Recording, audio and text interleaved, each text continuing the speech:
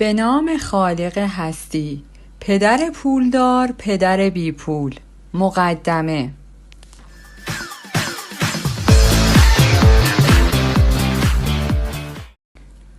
آیا مدرسه می تواند ما را برای زندگی واقعی آماده نماید؟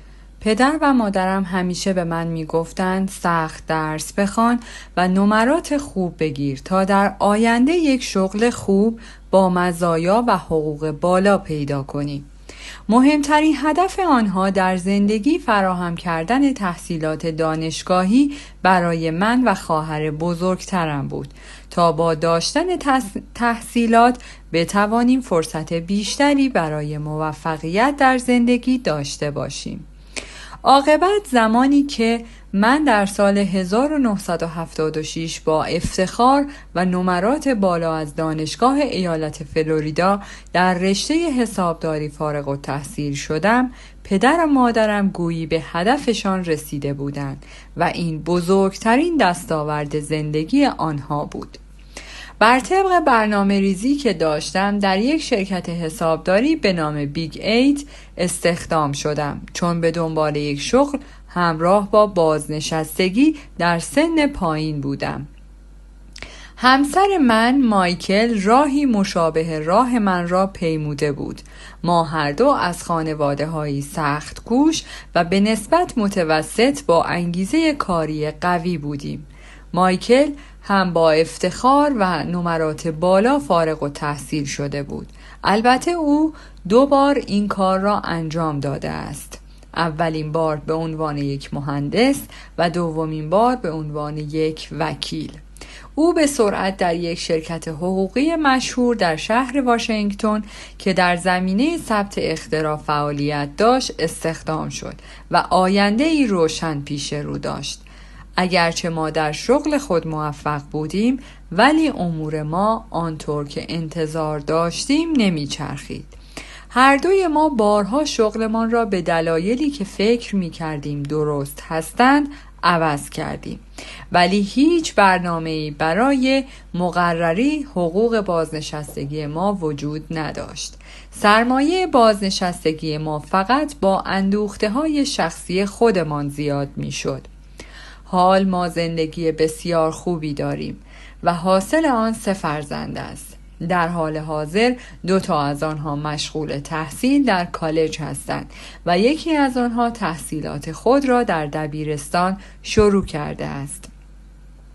بچه‌های ما دوره‌های تحصیلی را می‌گذرانند و ما هم با این کار آینده‌ای مطمئن برای آنها می‌سازیم. در سال 1996 یکی از فرزندان من سرخورده از مدرسه به خانه برگشت. او از درس خواندن ناراضی و خسته به نظر می رسید و به حالت اعتراض به من گفت چرا باید وقتم را صرف خواندن درس هایی کنم که برای من هیچ کاربردی در زندگی واقعی ندارد. من بی تأمل جواب دادم چون اگر نمرات خوبی نگیری نمی توانی به کالج بروی. او در جواب گفت برایم مهم نیست که به کالج بروم یا نه. من میخواهم پولدار شوم. من با کمی ترس ولی با حالتی مادرانه گفتم اگر از کالج فارغ التحصیل نشوی نمیتوانی شغل مناسبی پیدا کنی و اگر تو شغل خوبی نداشته باشی چطور میتوانی برای پولدار شدن برنامه ریزی کنی؟ او پوزخندی زد و به آرامی سرش را با دلزدگی و ملالت تکان داد. البته ما از قبل هم بارها از این صحبتها داشتیم. او سرش را پایین تر برد و چشمهایش را به طرف من چرخاند. صحبتهای مادرانه من باز هم او را قانع نکرده بود. او با اراده قوی و هوشیار فکر می کرد. او همیشه برای من یک جوان مؤدب و قابل احترام بود. دوباره شروع کرد. مادر، گویی حالا دیگر نوبت من بود که از او حرف بشنوم. پس ادامه داد با زمان پیش برو. به اطراف نگاه کن. پولدارترین مردم به خاطر داشتن تحصیلات پولدار نشدند. برای مثال مایکل جردن و مدونا و حتی بیل گیتس که از دانشگاه هاروارد اخراج شد و مایکروسافت را تأسیس کرد و الان پولدارترین مرد در آمریکا هست، 30 سال بیشتر ندارد. یک پرتاب کننده بیسبال وجود دارد که سالی بیشتر از 4 میلیون دلار درآمد دارد و حتی میگویند دارای مشکل روانی هم هست. سکوت دراز مدتی بین ما برقرار شد و این من را از یک موضوع آگاه می کرد و آن هم اینکه پند و اندرس هایی که من به پسرم می دادم همان پند و اندرس هایی بود که من از پدر و مادر خودم شنیده بودم. دنیای اطراف ما عوض شده بود ولی پند و اندرس ها نه. دیگر خوب درس خواندن و نمرات عالی گرفتن تضمین موفقیت نیست و به نظر می آید که کسی غیر از فرزندان ما به این مسئله توجه نکرده است. او باز گفت مامان، من نمیخوام به این سختی که تو و بابا کار میکنید کار کنم. شما خیلی درآمد دارید. ما توی یک خانه بزرگ با کلی لوازم زندگی میکنیم. اگر من توصیه های شما را دنبال کنم عاقبت مثل شما خواهم شد. باید سخت و سخت‌تر کار کنم فقط برای اینکه مالیات بیشتری بدهم و بیشتر در قرض و بدهی فرو بروم و هیچ امنیت شغلی هم وجود ندارد. من همه اطلاعات را در مورد به موقع باز پرداختن وام ها می دانم و این را هم می دانم که امروز حقوق کسانی که از دانشگاه فارغ التحصیل می شوند به مراتب کمتر از زمانی می باشد که شما از دانشگاه فارغ التحصیل شده اید. به دکترها نگاه کنید. آنها هم اغلب به اندازه‌ای که در گذشته درآمد داشتند درآمد ندارند. این را هم می دانم که نمی توانم به تامین اجتماعی یا حقوق بازنشستگی محل کارم برای زمان از کار افتادگی تکیه کنم. من به جوابهای جدید نیاز دارم. آری، او راست می گفت. او به جوابهای جدید نیاز داشت و من هم همینطور. توصیه پدر و مادر من شاید مناسب مردمی بوده است که قبل از سال 1945 متولد شده بودند، ولی این توصیه برای ما که در دنیایی به سرعت در حال تغییر زندگی می کنیم شاید یک فاجعه است.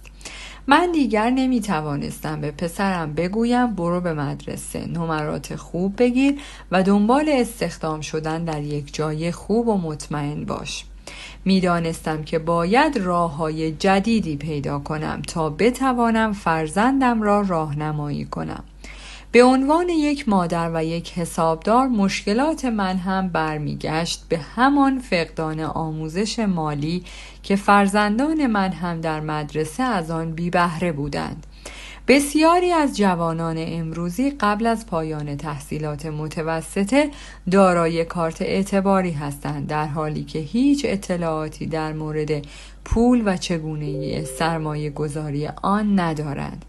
فقط به آنها یاد داده شده با داشتن کارت اعتباری چه مزایایی می توانند داشته باشند. به راحتی از آنها سوء استفاده می کنند بدون اطلاعات مالی و آگاهی از اینکه پول چگونه کاربردی دارد. آنها برای مواجه شدن با دنیایی که منتظرشان است آماده نشده‌اند، دنیایی که خرج کردن در آن راحت‌تر از اندوختن می باشد. وقتی پسر بزرگ من به عنوان دانشجوی سال اول به واسطه کارت اعتباری به کلی در قرض فرو رفته بود، من نه تنها با گرفتن کارت اعتباری به او کمک کردم، بلکه به دنبال یافتن برنامه‌ای رفتم که به من کمک نماید تا بتوانم فرزندان خود را درباره موارد مالی آموزش بدهم. سال گذشته یک روز همسرم از دفتر کارش با من تماس گرفت و گفت یک نفر اینجاست که فکر می‌کنم بهتر است تو با او ملاقات کنی. اسم او رابرت کیوساکی است. او یک تاجر و یک سرمایه گذار می باشد و به اینجا آمده تا یک محصول آموزشی را که اختراع کرده است به ثبت برساند. من فکر می‌کنم این همان شخصی است که تو دنبالش بودی. همان شخصی که من دنبالش بودم.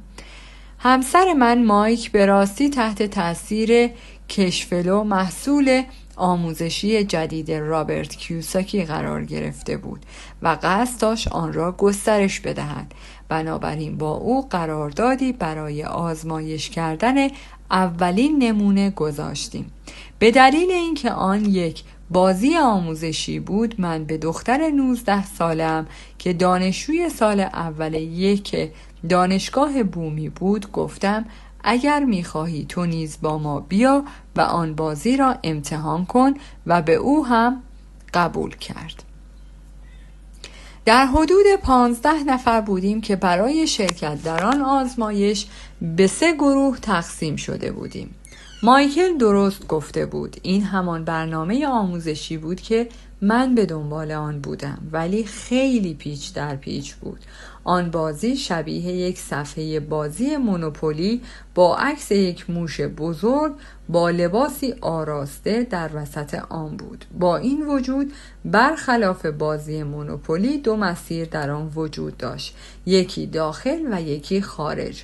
هدف بازی خارج شدن از مسیر داخلی بود که رابرت آن را تله موش خطاب می کرد و به دست آوردن مسیر خارجی یا مسیر پرسرعت مسیری بود که نشان میداد چگونه افراد پولدار در زندگی واقعی آن را بازی می کنند. سپس رابرت مسیر تله موش را برای ما اینگونه تعریف کرد: اگر شما به زندگی یک فرد متوسط از قشر تحصیل کرده و سخت کوش نگاه کنید، مسیر مشابهی وجود دارد. بچه متولد می شود و به مدرسه می رود. ذوق و شادی والدین وصف ناشدنی است، چون فرزند آنها نمرات عالی کسب کرده است و می تواند وارد کالج بشود. فرزند آنها فارغ التحصیل می شود و سپس به طور دقیق همان کاری را که برنامه ریزی شده انجام می دهد. جستجو برای پیدا کردن یک شغل کم دردسر و مطمئن و با مزایا. آن بچه یک کار مناسب پیدا می کند، شاید به عنوان یک پزشک یا یک وکیل، یا ملحق شدن به ارتش و یا یک شغل دولتی. از روی قاعده آن بچه شروع می کند به کسب درآمد. کارت‌های اعتباری به صورت گسترده از راه می رسند و خریدها آغاز می شود. اگر از قبل شروع نشده باشد، او درآمد دارد و می تواند پول خرج کند و به جاهایی می رسد که بقیه جوانها دوست دارند برسند. آنها با آدمهای مختلف ملاقات می کنند، با آنها آشنا می شوند و گاهی اوقات با هم ازدواج می کنند. حالا دیگر زندگی عالی شده، چون امروز هر دو هم زن و هم مرد کار می کنند. آری، 2 تا درآمد خیلی خوب است. آنها احساس موفقیت می کنند و آینده را روشن می بینند و تصمیم به خرید خانه، ماشین، تلویزیون، رفتن به مسافرت می گیرند و در آخر بچه دار می شوند و آن لحظه فرخنده فرا می رسند. آری، نیاز به پول خیلی شدید شده است. آن زوج خوشبخت تصمیم می گیرند سخت‌تر کار کنند، چون این دوره از زندگی آنها خیلی حیاتی و مهم می باشد. پس آنها باید به دنبال ترفیع و رشد و حقوق بالاتر باشند. آنها رشد می کنند و بعد یک بچه دیگر و احتیاج به یک خانه بزرگتر. حالا سخت کار می کنند تا کارمندهای بهتری بشوند. حتی بیش از حد از خودشان سعی می کنند. آنها دوباره به تحصیل در مقاطع بالاتر ادامه می دهند، چون با کسب مهارت‌های تخصصی بیشتر در آن وضعیت می توانند درآمد بیشتری کسب کنند. شاید هم بتوانند شغل دومی برای خودشان دست و پا کنند تا درآمدشان بالاتر برود. به همان میزان هم مالیات‌های به هم پیوسته مانند مالیات بر خانه بزرگشان، مالیات امنیت اجتماعی و تمام مالیات‌های دیگر نیز بالا می‌رود. آنها حقوق زیادی دریافت می کنند، اما هر دو متعجب هستند از اینکه این همه پول به کجا می رود. آنها با کارت های اعتباری خودشان چند سهام و خاروبار می خرند. فرزندان آنها حالا دیگر 5 یا 6 ساله شده اند و اهمیت پسنداز کردن برای کالج بچه ها به اندازه اهمیت برای ذخیره زمان بازنشستگی خودشان بالا می رود. آن زوج شاد و سرحالی که 35 سال پیش متولد شده بودند، حالا برای بقیه روزهای کاری خود توی تله موش افتادند. آنها برای صاحب شرکت پرداخت مالیات به دولت، باز پرداخت پول و وام به بانک و کارت‌های اعتباری کار می‌کنند. آنها به بچه‌های خود توصیه می‌کنند سخت درس بخوانند، نمرات عالی بگیرند تا یک شغل یا حرفه‌ای مطمئن پیدا کنند. آنها در مورد پول هیچ دانشی یاد نمی‌گیرند به جز اینکه از کسانی که از سادگی آنها استفاده می‌کنند و تا آخر عمر به سختی باید کار کنند. برای یک نسل سخت گوشت این جریان دائم تکرار می شود. این همان تله موش است. تنها راه خارج شدن از این تله موش نشان دادن مهارت خود در حسابداری و سرمایه گذاری می باشد که به طور مسلم 2 از سخت‌ترین موضوعات برای یادگیری هستند. من به عنوان یک آموزش دیده در دوره CPA که زمانی برای شرکت حسابداری بیگ 8 کار کرده بودم، در واقع متعجب بودم که چگونه رابرت یادگیری این 2 موضوع را آسان و جذاب کرده بود. مراحل به طور جالبی تغییر پیدا می کردن و مادامی که ما سعی می کردیم تا از تله موش بیرون بیاییم، به کل فراموش می کردیم که داریم آموزش می بینیم. به زودی آموزش یک محصول به اسباب تفریح ما در آن بعد از ظهر به همراهی دخترم و صحبت در مورد آنچه پیشتر هرگز صحبت نکرده بودیم تغییر پیدا کرد. برای من به عنوان یک حسابدار انجام یک بازی که اساس آن به صورت درآمد و یا یک ترازنامه بود آسان به نظر می رسید. بنابراین من زمان کافی برای کمک به دخترم و دیگر بازیکنان بر روی میز خودم داشتم تا مفاهیمی که آنها نمی‌دانستند را برایشان بازگو کنم. من در عرض 50 دقیقه از تله موش بیرون آمدم، اگرچه آن بازی در حدود 3 ساعت به طول انجامید. دور میزی که من بودم یک مدیر بانک، صاحب یک شرکت و یک برنامه ریز رایانه‌ای جمع بودیم. آنچه که در واقع من را آزار میداد این بود که دانش آنها در مورد حسابداری و یا سرمایه گذاری بسیار کم بود و این مواردی بود که در زندگی آنها بسیار مهم می نمود. من متعجب بودم که آنها چگونه در زندگی واقعی خودشان امور مالی خود را اداره می کردند. من می توانستم درک کنم چرا دختر 19 ساله من نمی توانست متوجه شود، ولی آنهای دیگر که خیلی بزرگ و بالغ بودند حداقل 2 برابر سن دختر من را داشتند. چرا؟ بعد از اینکه من از تله موش بیرون آمدم، برای 2 ساعت بعدی توانستم بازی دخترم و آن آدم‌های تحصیل کرده را تماشا کنم. آنها بارها تاس می‌ریختند و مهره‌های خود را حرکت می‌دادند. آنچه من خیلی خوشحال بودم از اینکه آنها داشتند موارد زیادی یاد می‌گرفتند، ولی از طرف دیگر ناراحت بودم که آن بزرگسالان چه اطلاعات کمی از مسائل پایه‌ای ساده حسابداری و سرمایه گذاری داشتند. آنها به دشواری از رابطه بین درآمد و ترازنامه خودشان استفاده می کردند. همونطور که آنها در بازی خرید و فروش مال و اموال می کردند، به دشواری می فهمیدند که هر معامله‌ای می تواند چقدر روی گردش پولی ماهانه آنها تأثیر بگذارد.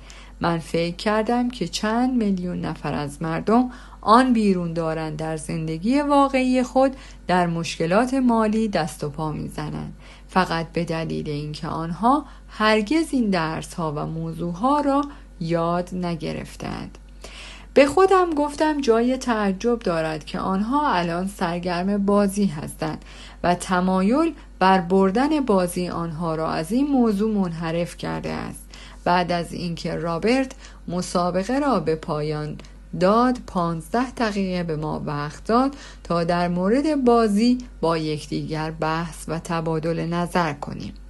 صاحب شرکت که کنار میز من نشسته بود زیاد خوشحال نبود، زیرا او از بازی خوشش نیامده بود و با صدای بلند گفت من احتیاجی به دانستن این بازی ندارم.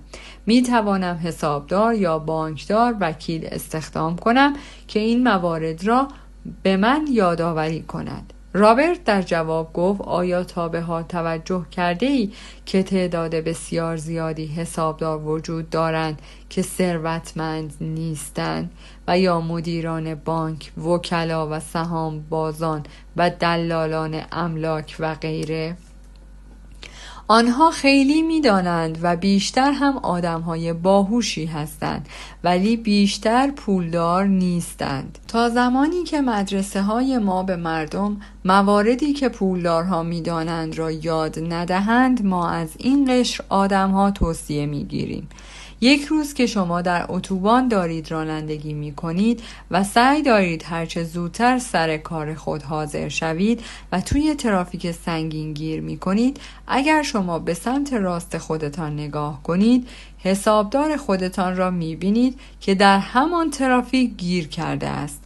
اگر به سمت چپ نگاه کنید، بانکدار خود را می بینید. این موضوع باید شما را متوجه یک نکته بکند. آن برنامه ریز رایانه نیز که نتیجه ای از بازی نگرفته بود گفت من می توانم نرم افزاری که بخرم که همه اینها را به من یاد بدهد. به هر حال آن مدیر بانک هم تکانی به خودش داد و گفت من همین درس را در مدرسه در درس حسابداری آموزش دیدم، اما هیچ وقت نمی دانستم که چطوری در زندگی واقعی خودم آن را به کار ببرم. ولی حالا میدانم من احتیاج دارم که خودم را از تله موش خارج کنم. برداشت دخترم خیلی من را تحت تاثیر قرار داد. او گفت من هم سرگرم شدم و هم یاد گرفتم در مورد اینکه چگونه پول کار می کند و چگونه آن را در اختیار بگیرم یاد گرفتم. سپس اضافه کرد حالا میدانم که من می توانم یک حرفه را برای این انتخاب کنم که دوست دارم انجامش بدهم، نه اینکه به خاطر امنیت شغلی، مزایا و یا میزان حقوق آن را انتخاب کنم. اگر من آنچه این بازی آموزش می دهد را یاد بگیرم، دیگر برای انجام هر کاری آزاد هستم و درسی را می آموزم که به راستی از ته قلبم دوست دارم، نه اینکه بیشتر به خاطر این آن را بخوانم که راحت تر کار پیدا کنم. اگر من این موضوع را یاد بگیرم، در مورد امنیت شغلی و تامین اجتماعی نگران نخواهم بود، در صورتی که الان تمام همکلاسی های من این کار را انجام می دهند. آن روز من نمی توانستم بعد از بازی بمانم تا با رابرت صحبت کنم، ولی او موافقت کرد تا بعد ملاقاتی با هم داشته باشیم که بیشتر در مورد پروژه او صحبت کنیم. من می دانستم که او می خواست از این بازی برای کمک به مردم استفاده کند و آنها را در مورد مسائل مالی آگاه کند. من هم مشتاق بودم که بیشتر در مورد برنامه‌های او بدانم. هفته بعد از همان روز من و مایک یک قرار ملاقات شام با رابرت و همسرش گذاشتیم. اگرچه این اولین برخورد و همراهی اجتماعی ما بود، ولی احساس کردیم که انگار سال هاست که همدیگر را می شناسیم. ما نقاط مشترک زیادی داشتیم و این شامل زمینه ورزش، بازی‌ها، اقتصاد و اجتماع می‌شد. ما در مورد دنیای در حال تحول صحبت کردیم و اینکه چگونه بیشتر مردم آمریکا خیلی کم و یا هیچ ذخیره‌ای برای دوران بازنشستگی خود ندارند، به همان اندازه هم ورشکسته و بیماران متوسل به تامین اجتماعی وجود دارند. آنگاه از بچه‌های ما می‌خواهند که برای دوران بازنشستگی 75 میلیون نفر کمک مالی ارائه بدهند. ما متعجب بودیم از اینکه چگونه مردم به این موضوع پی نبردند و اینقدر خطر می‌کنند تا تمام برنامه‌ریزی‌هایشان متکی به حقوق بازنشستگی آنها باشد. نگرانی اصلی رابرت در مورد افزایش فاصله بین ثروتمند و فقیر در آمریکا و جهان می باشد. او یک متفکر خودساخته و مبتکر در امور بازرگانی بود که به تمام نقاط دنیا سفر و سرمایه گذاری کرده است. او با قدرت توانسته است در سن 47 سالگی خودش را بازنشسته کند. آری، او توانسته بود بازنشسته بشود، چون به همان اندازه که من نگران فرزندانم هستم، او هم به همان اندازه نگران این مسئله بوده است. او می‌داند که دنیا تغییر کرده، ولی آموزش و تعلیمات با آن تغییری نکرده است. به گفته رابرت، بچه‌ها سالها عمر خود را صرف یک نظام آموزشی قدیمی می کنند و درس‌هایی را می آموزند که هرگز از آنها هیچ استفاده‌ای نخواهند کرد و برای دنیایی که دیگر وجود ندارد آماده می شوند. امروز خطرناکترین توصیه‌ای که میتوان به یک بچه کرد این است: به مدرسه برو، نمرات عالی بگیر، یک کار بی دغدغه و مطمئن برای خودت پیدا کن و از این گونه حرفها. البته این تذکرها قدیمی شده و اصلا توصیه‌های خوبی نیستند. اگر شما میتوانستید ببینید که چه اتفاقاتی دارد در آسیا، اروپا و آمریکای جنوبی رخ میدهد، شما هم به همین اندازه که من نگران هستم نگران می شدید. او باور دارد که اینها پندهای بدی هستند، چون اگر شما می خواهید فرزندتان آینده‌ای مطمئن از نظر مالی داشته باشد، آنها نمی توانند بازی زندگی را با قواعد قدیمی دنبال کنند و این بسیار خطرناک است.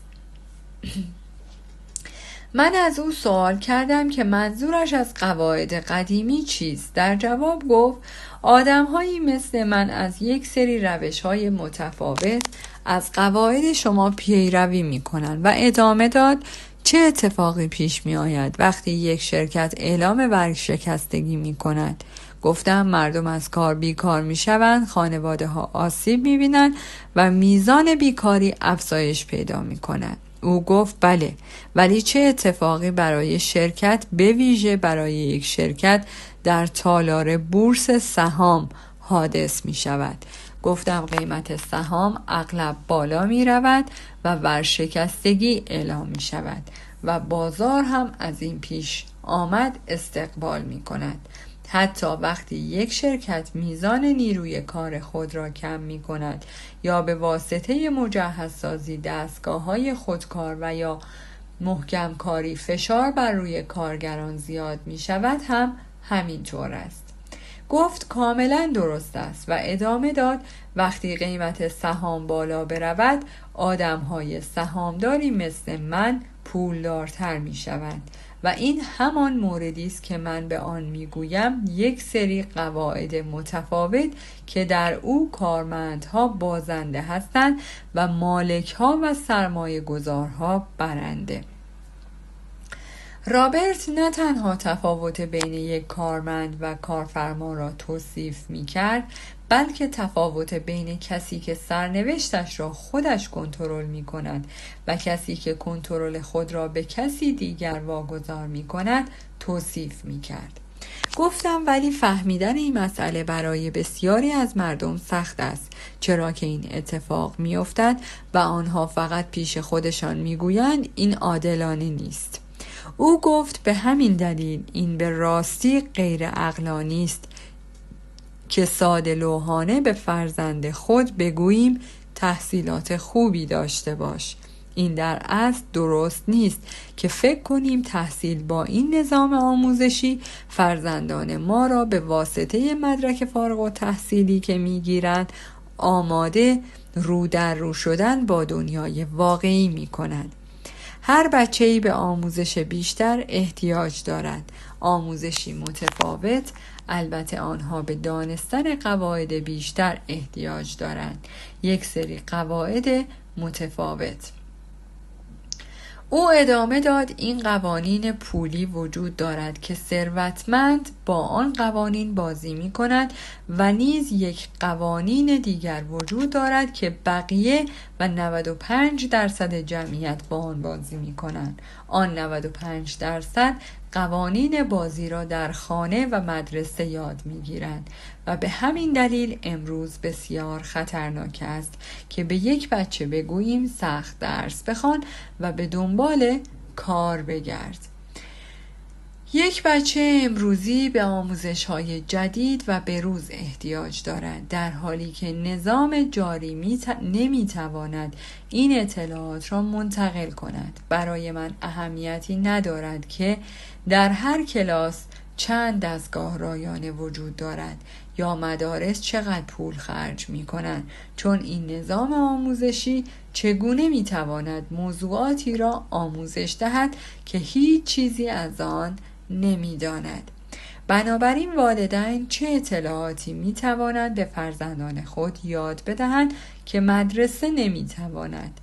چگونه شما به یک بچه حسابداری یاد می‌دهید که آنها کسل نشوند؟ شما چگونه می‌توانید به آنها سرمایه گذاری کردن را یاد بدهید وقتی که خود شما به عنوان والدین مخالف خطر کردن هستید؟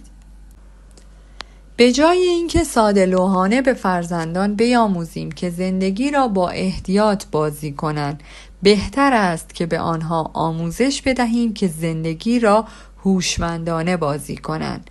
من از رابرت پرسیدم بنابراین شما چگونه می‌خواهید یک بچه را در مورد پول و تمام مواردی که در رابطه با آن صحبت کردیم آموزش بدهید؟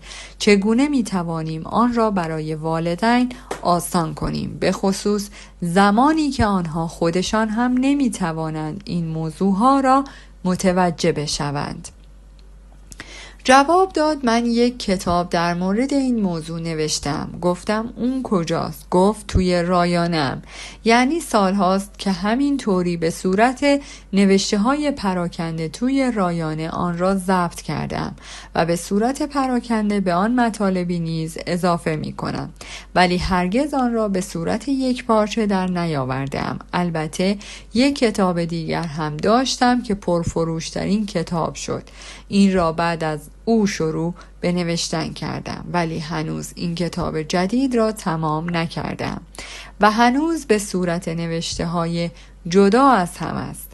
من آن نوشته های پراکنده را گرفتم و بعد از خواندن قسمت های پراکنده آن تردیدی نداشتم که این کتاب ارزش آن را داشت که من هم در نشر آن شریک شوم، به خصوص در این زمانه در حال تغییر، و ما موافقت کردیم که من هم در نوشتن این کتاب دستی داشته باشم. من سوال کردم فکر می‌کنی که یک بچه به چه میزان اطلاعات مالی نیاز دارد؟ و او در جواب گفت این بستگی به آن بچه دارد. او می‌دانست که در سنین جوانی او می‌خواسته است که ثروتمند شود و خیلی خوششانس بوده که راهنمایی مثل پدرش داشته که ثروتمند بوده و توانسته است او را راهنمایی کند. رابرت گفت آموزش پایه موفقیت است. همانطور که تحصیلات مدرسه‌ای واجب و مهم هستند، به همان اندازه مهارت‌های مالی و ارتباطی هم مهم می‌باشند. در ادامه ما داستان دو پدر رابرت را دنبال می‌کنیم، یکی ثروتمند و یکی فقیر. او مهارت‌هایی را که در طول دوران زندگی خود کسب کرده است را شرح می‌دهد و فرق نمایان بین دو پدر یک دورنمای مهم را آشکار می‌کند. حمایت ویرایش و گردآوری این کتاب به عهده من بوده است. هر حسابداری که این کتاب را مطالعه کند متوجه خواهد شد که باید تمام تحصیلات فکری و غیر کاربردی خودش را کنار بگذارد و تمام حواسش را صرف تئوری‌های ارائه شده از طرف رابرت نماید.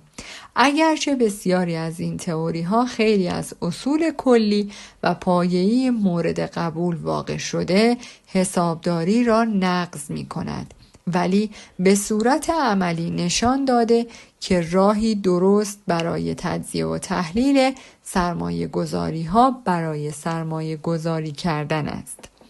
پس ما به عنوان والدین به بچه‌های خود توصیه می‌کنیم به مدرسه برو و سخت درس بخوان که یک شغل خوب پیدا کنیم و اغلب این کار را طبق عادات فرهنگی خود انجام می‌دهیم، چون این همیشه یک روش درست بوده است. وقتی من رابرت را ملاقات کردم، در ابتدا او من را شگفت زده کرد، زیرا او با دو پدر بزرگ شده بود و برای رسیدن به دو هدف مختلف کوشش کرده بود. توصیه پدر تحصیل کرده او کار برای یک شرکت بود و توصیه پدر ثروتمند او صاحب شدن یک شرکت. مسیر زندگی هر دوی آنها نیاز به آموزش داشته، ولی موضوعهای مورد مطالعه بسیار متفاوت بودند. پدر تحصیل کرده رابرت به او کمک می کرده است که آدم باهوشی باشد و پدر ثروتمند رابرت به او کمک می کرده که بداند چگونه افراد باهوش را به خدمت بگیرد. داشتن دو پدر باعث بسیاری از مشکلات بوده است. پدر واقعی رابرت مدیر آموزش ایالات هاوایی بود. به هر حال رابرت 16 ساله بود که تعهد اگر نمرات خوبی نگیری شغل خوبی پیدا نخواهی کرد دیگر تأثیر زیادی بر روی او نداشت، زیرا او از قبل می‌دانست که مسیر کاری او صاحب شدن یک شرکت بود، نه کار کردن برای یک شرکت. در حقیقت اگر به خاطر توصیه مصر مشاور راهنمای دبیرستان نبود، رابرت ممکن بود در اصل به کالج هم نرود. او پذیرفت و مشتاق بود که شروع به دست آوردن سرمایه خودش کند، ولی در آخر قبول کرد که تحصیلات کالج هم میتواند برای او مفید باشد. به راستی شاید تدابیر این کتاب بسیار دیر تهیه شده باشد، اگرچه موضوع آن برای بسیاری از والدین امروز یک مسئله بنیادین به شمار برود. بعضی از والدین بی جهت اصرار دارند که وقت فرزندان آنها بیش از حد صرف ماندن در مدرسه بشود، ولی به عنوان پدر و مادر و با در نظر گرفتن دنیایی که در هر لحظه در حال تغییر است، به نظرات جدید و واضح نیاز داریم. تشویق فرزندان به این که یک کارمند باشند یعنی توصیه به پرداختن مالیات بیش از سهم واقعی آنها در طول دوران زندگی بدون حقوق بازنشستگی و یا همراه با یک حقوق بازنشستگی ناچیز. این یک حقیقت است که مالیات‌ها و عوارض بزرگترین هزینه یک نفر را شامل می شود. در حقیقت بیشتر خانواده‌ها از ماه ژانویه تا اواسط ماه می 4.5 ماه برای دولت کار می کنند، فقط برای پرداخت هزینه‌های مالیاتی. حالا اینجا نیاز به تدابیر جدید احساس می شود و این کتاب شامل آن تدابیر می باشد. رابرت مدعی است که ثروتمند شدن را به فرزندانش به صورت متفاوتی آموزش می دهد. آنها فرزندان خود را در خانه سر میز شام آموزش می دهند.